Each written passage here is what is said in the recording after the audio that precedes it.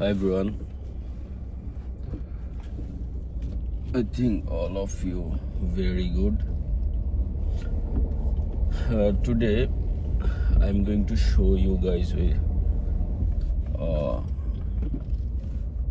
what is the living cost in Australia and how your university's costs.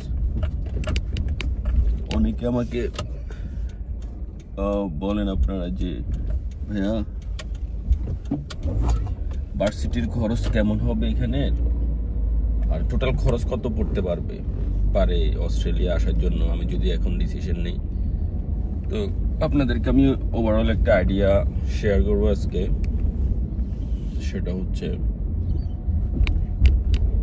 আপনি বাংলাদেশে IELTS থেকে শুরু করে অস্ট্রেলিয়া ল্যান্ড করা পর্যন্ত আপনার প্রপার ওয়েতে আপনার কত টাকা টোটাল যাবে এটা একটা রাফ আইডিয়া দিব আর কি। সেটা হচ্ছে প্রথম বিষয় হচ্ছে আপনি কোন ইউনিভার্সিটিতে আসবেন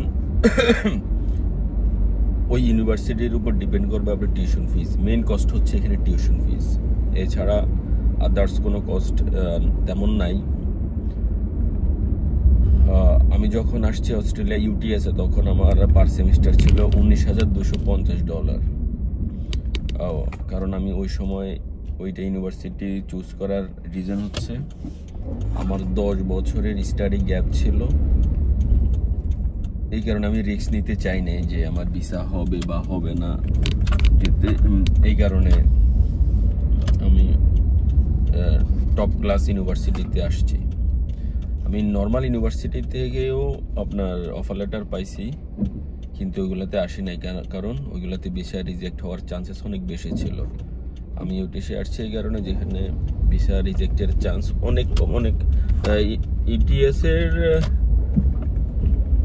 ফাইল দেখলেই এম্বাসি অফিসার সাথে সাথে ভিসা দিয়ে দেয়, কারণ এই ইউনিভার্সিটিতে যারা আসে সেগুলোকে তারা অনেক প্রাধান্য দেয়।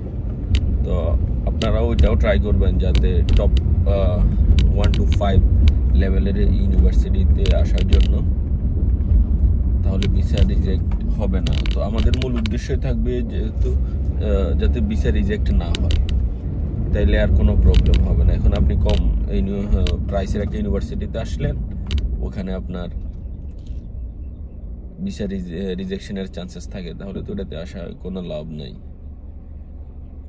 তো এখানে ধরেন আপনার এখানে ইউনিভার্সিটি আছে ওয়েস্টার্ন ইউনিভার্সিটি, এই UNSW, ইউনিভার্সিটি অফ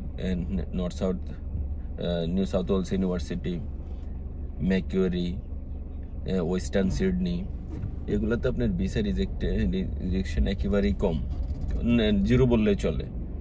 তো আপনাকে এই লেভেলের ইউনিভার্সিটিতে আসতে গেলে এখন হচ্ছে আপনার $22,000 থেকে $25,000 পর্যন্ত আপনার হবে ইউনিভার্সিটি টিউশন ফিস লাগবে। তারপরে হচ্ছে আপনার দিতে যা টাকা লাগে, কি বলে এটাকে, IELTS-এ আপনার 15-20,000 টাকা দিয়ে করতে পারবেন, এটা ডিপেন্ড করবে আপনার উপর। তারপর হচ্ছে আপনার যদি লিকুইড মানি থাকে 50-60 লাখ টাকা, সেক্ষেত্রে আর আপনার ব্যাংকের থেকে সাপোর্ট নেওয়া লাগবে না, ওইটা আপনি আদারওয়াইজ আপনাকে 5-6 লাখ টাকা লাগবে ব্যাংকের সাপোর্টের জন্য। তারপর হচ্ছে আপনার মেডিকেলে হচ্ছে 8,000 অ্যান্ড ফিঙ্গার হচ্ছে 1,100। That is very cheapest than universities and other things. তো এই মোটা দাগে আপনার এই 4-5টাই কস্ট আছে।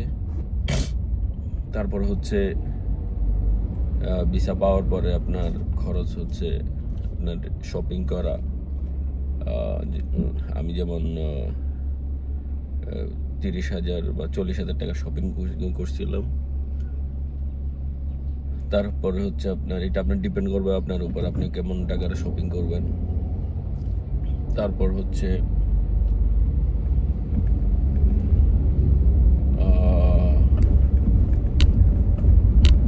আপনার প্লেন ফেয়ার, বিমান ভাড়াটা আপনার কত লাগবে সেটা ডিপেন্ড করবে। আপনি নর্মালি আসলে এখন 1 লাখ করে আপনার ওয়ান ডাউন করবেন, তো 1,10,000 টাকা। তো ওভারঅল আপনি যদি প্ল্যান করেন অস্ট্রেলিয়া আসার জন্য ভিসা হওয়ার জন্য, সেক্ষেত্রে আপনি ইন টোটাল 30 লাখ টাকা একটা বাজেট রাখিয়ে দিতে পারেন। এই 30 লাখ টাকা হলে আপনি কোনো প্যারায় পড়বেন না। অল টুগেদার 30 লাখ টাকা আপনার লাগবে। এই কস্টগুলো হচ্ছে আপনার কাউকে আপনার দিতে হবে না, কোনো দালালের মাধ্যমে না, কোনো কিছুর মাধ্যমে না। জাস্ট আপনি আপনার হাতের উপর দিয়ে খরচগুলা করবেন। এখানে যে আপনি 20-25 হাজার ডলার যে দিবেন, এটাই হচ্ছে হাইয়েস্ট খরচ যেটা। ওইটাও আপনি আপনার নামে একটা স্টুডেন্ট অ্যাকাউন্ট ওপেন করবেন। স্টুডেন্ট অ্যাকাউন্ট ওপেন করার পরে ওখান থেকে টাকাটা কেটে নিয়ে যাবে বাংলাদেশ ব্যাংক, তারপরে হচ্ছে আপনার অস্ট্রেলিয়ান গভর্নমেন্ট ব্যাংক, দেন ইউনিভার্সিটি। তো একটা প্রসেস আছে। এভাবে যদি আপনি ধরেন, অনেকে ভয় থাকতে পারে যদি আমার ভিসা না হয় তাহলে আমি টাকাটাকে ফেরত পাবো কিনা।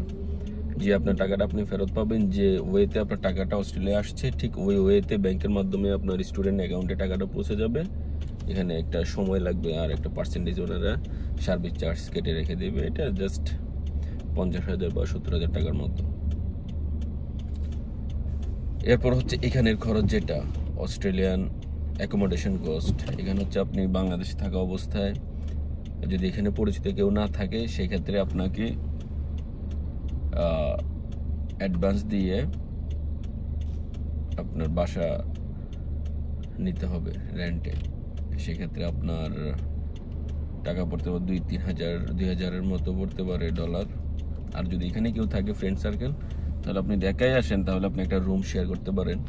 সেই রুম শেয়ার করতে গেলে আপনার $150 বা $200 ম্যাক্সিমাম পড়তে পারে। আর যদি সিঙ্গেল রুম নেন তাহলে $300 বা $250 ছোট রুম। সেক্ষেত্রে আপনাকে 2 সপ্তাহের অ্যাডভান্স যেটা বন্ড বলে এখানে, সেটা দিতে পারেন।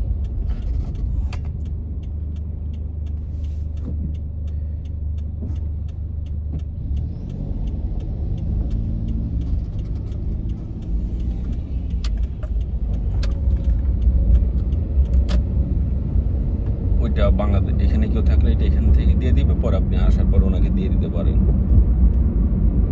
এই হচ্ছে আপনার অল টুগেদার খরচ। তো আমি সব কিছু মিলাই আপনার 30 লাখ টাকা বললাম যে এই টাকা খরচ হতে পারে, কিন্তু কোনো কাজ হওয়ার আগে আপনার টাকা দেওয়া লাগবে না। যেমন আপনার ইউনিভার্সিটির ফিস যেটা আমি বললাম $25,000 বা $22,000, সেটা আপনার টাকার প্রশ্ন সবার শেষে আসবে। এখানে আপনি IELTS এর মার্ক পাওয়ার পরে আপনি ইউনিভার্সিটিতে অ্যাপ্লাই করবেন,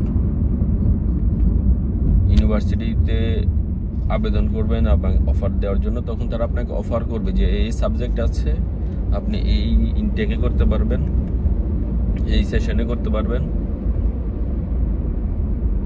আপনার এইগুলা কোর্স শুরু করতে পারবেন। তখন আপনাকে তারা অফার দিবে, এত টাকা কস্ট, এত টাকা এটা এটা সেটা, লিভিং কস্ট অল টুগেদার তারা আপনাকে দিবে। দেওয়ার পরে আপনাকে বলবে যে এবার আপনার পেপারস পাঠান। আপনি যে জেনুইন স্টুডেন্ট, আপনাকে CUE লেটার নিতে হবে ইউনিভার্সিটি থেকে। CUE লেটার নেওয়ার জন্য একটু ডিফিকাল্ট এখানে। সেটা হচ্ছে আপনার অনেকগুলো পেপার সাবমিট করা লাগে। আপনার ব্যাংক স্টেটমেন্ট, আপনার বাবার মায়ের, আপনার যত অ্যাসেট আছে এখানে, স্থাবর অস্থাবর, ব্যাংক ব্যালেন্স, এভরিথিং আপনাকে শো করতে হবে ওভারঅল যে আপনি এখানে বাংলাদেশে রিচ, আপনি জাস্ট অস্ট্রেলিয়া আসছেন, পড়াশোনা করতে চাচ্ছেন। এটা জাস্ট ইউনিভার্সিটিতে বুঝাতে হবে যে আমি অনেক ভালো আছি বাংলাদেশে, জাস্ট একটা ডিগ্রির জন্য আমি যাচ্ছি, ডিগ্রিটা কমপ্লিট হওয়ার পরে আমি আবার বাংলাদেশে ব্যাক করব। এটা আপনাকে প্রুফ করতে হবে CUE লেটার নেওয়ার জন্য। তো এই পেপারসগুলো দেওয়ার পরে ইউনিভার্সিটি দেখবে যে না এই ফেক অর লিগ্যাল। যখন লিগ্যাল মনে হবে আপনাকে, তখন তারা আপনাকে CUE লেটার ইস্যু করবে। CUE লেটার পাওয়ার পর আপনাকে টিউশন ফিস পাঠিয়ে দিতে হবে। টিউশন ফিস পাঠানোর পরে তারপরে তারা আপনাকে পেপারস দিবে বা CUE লেটার, ওইটা দিয়ে আপনাকে অ্যাপ্লাই করতে হবে এম্বাসিতে। এমবাসি সেকশনে এবার কাজ, এমবাসিতে অ্যাপ্লাই করবেন। যে ইউনিভার্সিটি থেকে আমাকে অফার করছে, আমি টিউশন ফিস দিয়ে দিয়েছি এই বিষয়। ওই পেপারস সিউইল ক্লিয়ার করার জন্য যে পেপারসগুলো জমা দিয়েছেন, সেম পেপারসগুলো এমবাসিতে আবার জমা দিতে হবে সিইউই সহ। তখন এমবাসি আপনাকে ডিসিশন জানাবে, you are granted or reject. এই হচ্ছে টোটাল প্রসেসটা। এভাবে আপনারা ওয়ান বাই ওয়ান যেতে হবে আর কি।